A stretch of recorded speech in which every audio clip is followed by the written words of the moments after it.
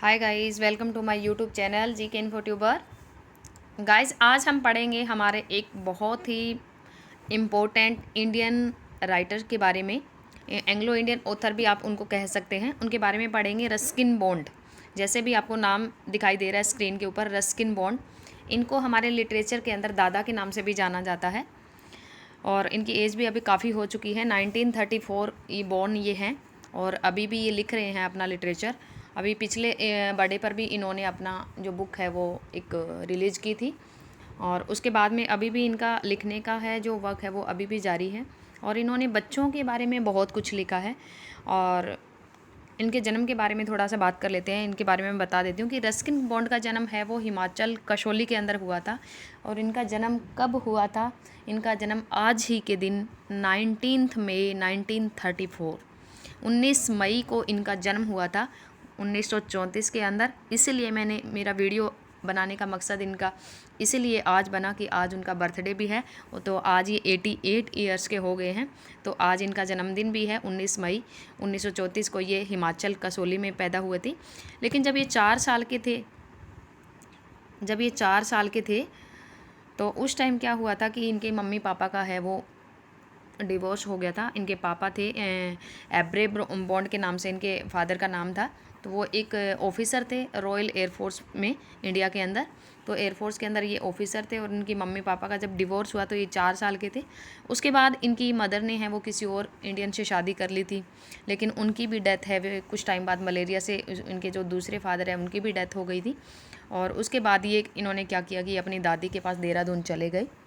और इन्होंने अपनी जो एजुकेशन है वो कहाँ से पूरी की थी? बिशप कॉटन स्कूल पढ़ता है शिमला के अंदर, बिशप कॉटन के नाम से स्कूल है।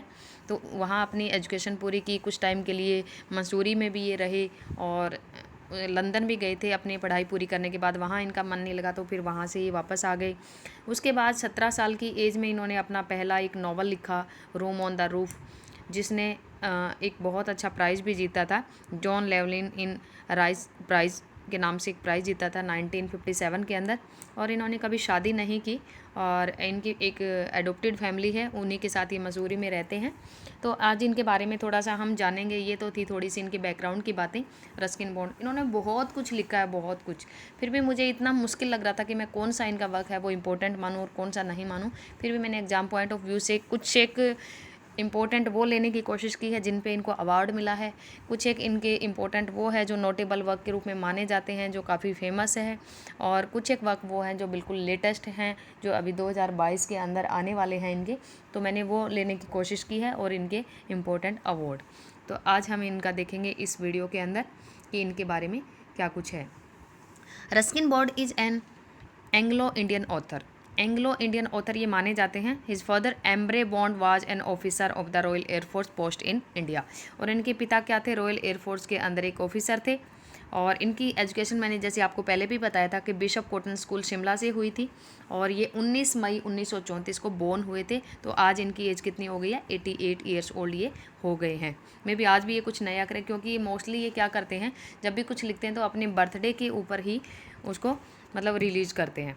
तो उसका विमोचन जो करवाया जाता है वो बर्थडे के ऊपर ही ये मोस्टली अपनी बुक्स वगैरह स्टोरी बुक्स ज़्यादा लिखते हैं। और बच्चों के बारे में इन्होंने बहुत कुछ लिखा है। नेचर से जुड़ी हुई चीज़ें इन्होंने बहुत लिखी हैं और बच्चों से रिलेटेड बहुत लिखा है। जो बच्चों को लिटरेचर पसंद आता है उस टाइप का लिटरेचर उन्होंने लिखा। शॉर्ट स्टोरी वगैरह लिखी है और नॉवेल्स लिखे हैं। जो भी चीज़ इन्होंने लिखी है ज़्यादातर बच्चों को ध्यान में रखते हुए लिखी है। हम बचपन में भी इनकी स्टोरियाँ पढ़ते थे पहले भी, और 9th क्लास में भी इनकी शायद एक स्टोरी लगी द एडवेंचर ऑफ टोटो के नाम से, वो आगे आएगा नाम। और एक अंडर द बनियन ट्री भी मैंने पढ़ी हुई है, एक 11th में लगती थी पहले पुराने टाइम में, तो वो पढ़ी हुई है, वो भी इन्हीं की लिखी हुई थी। और भी काफ़ी सारी हैं इनकी। रस्किन बॉन्ड का नाम बहुत ही फेमस है Indian literature, Anglo Indian literature के अंदर। तो इन्होंने बहुत कुछ लिखा है और इन्होंने अच्छे अच्छे अवार्ड्स भी जीते हैं। तो ये तो हुई इनकी एजुकेशन की बात। उसके बाद में बात हम इनके वर्क की कर लेते हैं। तो इनका सबसे पहला वर्क मैंने आपको बताया था the room on the roof, जो मात्र ओनली इन्होंने कब लिखा था? 17 साल की एज में इन्होंने ये नावल लिख दिया था 1951 में, जब ये 17 साल के हुए थे। तो इस नावल ने क्या किया था? जॉन लेवलिन इन राइस प्राइज़ पुरस्कार जीता था 1957 के अंदर। उसके बाद आपको इसकी स्टोरियाँ डिटेल में जानने की बिल्कुल भी ज़रूरत नहीं है, सिर्फ आपको इनके वर्क के नाम है वो ध्यान रखने हैं, और वो भी बहुत बड़ा एक चैलेंज होगा आपके लिए अगर इनके नाम भी आप ध्यान रख पाए तो।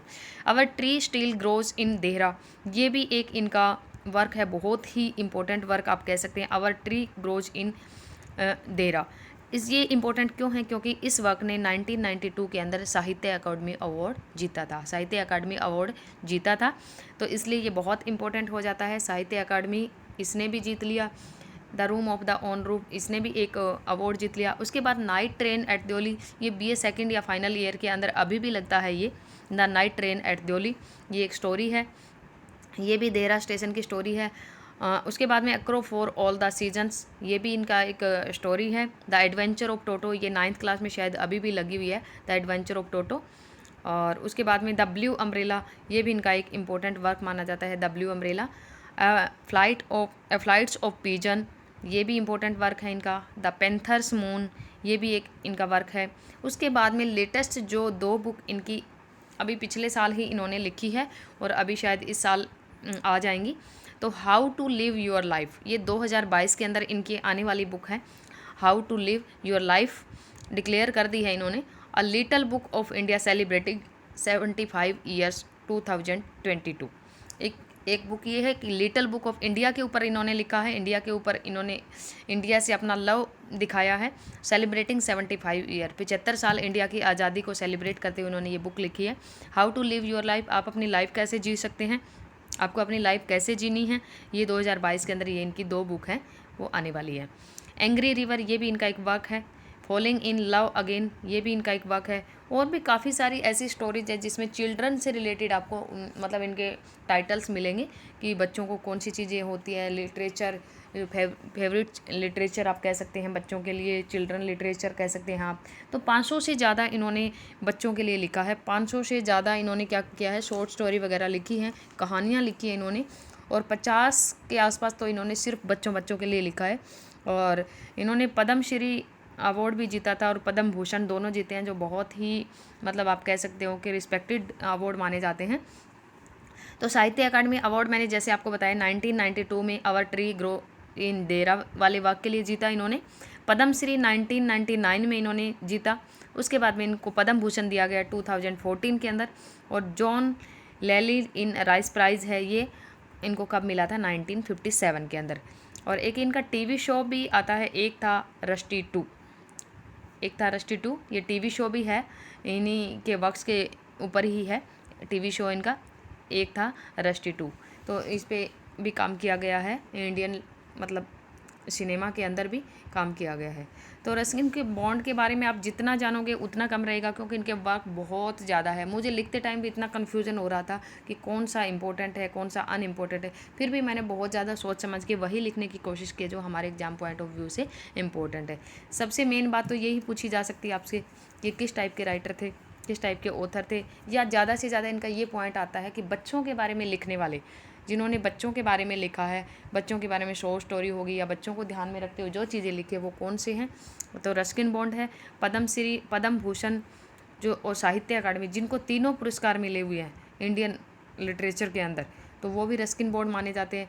19 मई को इनका जन्म हुआ था। और इनका पहला जो नॉवल है the room on the roof, जो इन्होंने सिर्फ 17 साल की एज में लिख दिया था। और ये शिमला से बिलोंग करते हैं और फ़िलहाल ये मसूरी में रहते हैं अपनी अडोप्टेड फैमिली के साथ में, और इन्होंने कभी शादी नहीं की। ये यहाँ पे मैंने नाइट लिखना था, गलती से टी छूट गया है, नाइट ट्रेन एट द्योली। और ये इनके वर्क हैं, our tree still grows in Dehra, a blue umbrella, the night train at Deoli, a crow fall all the season, adventure of Toto, blue umbrella, ये सब वर्क इनके आपको ध्यान में रखते हैं। Flights of pigeons, the panther's moon, how to live your life, ये 2 important बहुत ज़्यादा याद रखने हैं आपको। How to live your life, a little book of India celebrating 75 years, ये 2 आपको इंपॉर्टेंटली याद रखने, क्योंकि लेटेस्ट है। ज़्यादातर क्या होता है जब इनके बारे में क्या होता है कि क्वेश्चन बनाने वाला भी कंफ्यूज हो जाएगी, क्वेश्चन कैसे बनाऊँ इसके ऊपर, तो वो क्या करता है फिर ज़्यादा से ज़्यादा लेटेस्ट जो वर्क होते हैं वो पूछ लेता है कई बार। और जो अनाउंस हो चुके, चाहे बेशक वो आए भी ना हो, लेकिन उन्होंने अगर अनाउंस कर दिया है तो वो एग्जाम पॉइंट से इंपॉर्टेंट हो जाते हैं। तो सबसे इंपॉर्टेंट आप ये 2 वर्क इनके मान के चलेंगे, पद्मश्री और पद्म भूषण का इनका ध्यान में रखें आप। साहित्य अकादमी को ध्यान में रखें आप, क्योंकि साहित्य अकादमी विनर मैंने आपको पहले भी पढ़ाए हैं। एक दो और भी पढ़ाए हैं, अमिताभ घोष जैसे कल पढ़ाया था, उन्होंने भी बहुत अवार्ड जीते हैं, बहुत ज़्यादा अवार्ड जीते हैं, तो उनका भी आपको बहुत इंपॉर्टेंटली याद रखना है, और इन्होंने भी जीता है। तो ये आपको ध्यान रखना है ये सारा का सारा, और इसको बहुत अच्छे से एक नोट्स बना लेना और इसी को बार बार रिवाइज करते रहना। कोई भी आपको कन्फ्यूजन होती है तो आप क्योरी डाल दिया करो, आप क्योरी डालते नहीं हो। और वीडियो को जितना ज़्यादा हो सके शेयर करो, और लाइक और सब्सक्राइब करने का तो मैं बोलती भी नहीं हूँ, आपको खुद ही कर लेना चाहिए, क्योंकि आपके ही लेवल का है ये। अब सेकंड ग्रेड अगर एग्ज़ाम की आप तैयारी कर रहे हैं इंग्लिश की, तो आपको कहीं भी किसी भी बुक में जाने की ज़रूरत नहीं है, क्योंकि लिटरेरी टर्म्स वगैरह सारे मैंने आपको करवा दिए हैं। और उसमें एक दो बस अपनी टर्म्स रहती है, मोमेंट रहते हैं, रियलिज्म या मॉडर्निज्म टाइप का। बाकी मैंने रेनेसा वगैरह और वो सब करवा दिए, मेटाफिजिकल वगैरह वो सब करवा दिया है। तो उसमें आपको कहीं भी भटकने की ज़रूरत नहीं है, आपका वही लिटरेचर मैं करवा रही हूँ जो आपके second grade exam point of view से इम्पोर्टेंट है। तो आज के लिए इतना ही, बाकी कल करेंगे। तो आज हमारे रस्किन बॉन्ड जी, हमारे दादाजी का बर्थडे है, तो उन्हीं के बर्थडे पर मैंने सोचा कि क्यों ना आज ही वीडियो बनाया जाए। आज इनका बर्थडे भी है, तो बच्चों को याद भी रहेगा, जब भी ये सुनेंगे तो इनको याद भी रहेगा। तो take care, bye bye. Video को देखना, शेयर करना और लाइक करना ना भूलें, और बेल आइकन को आप प्रेस भी कर देना।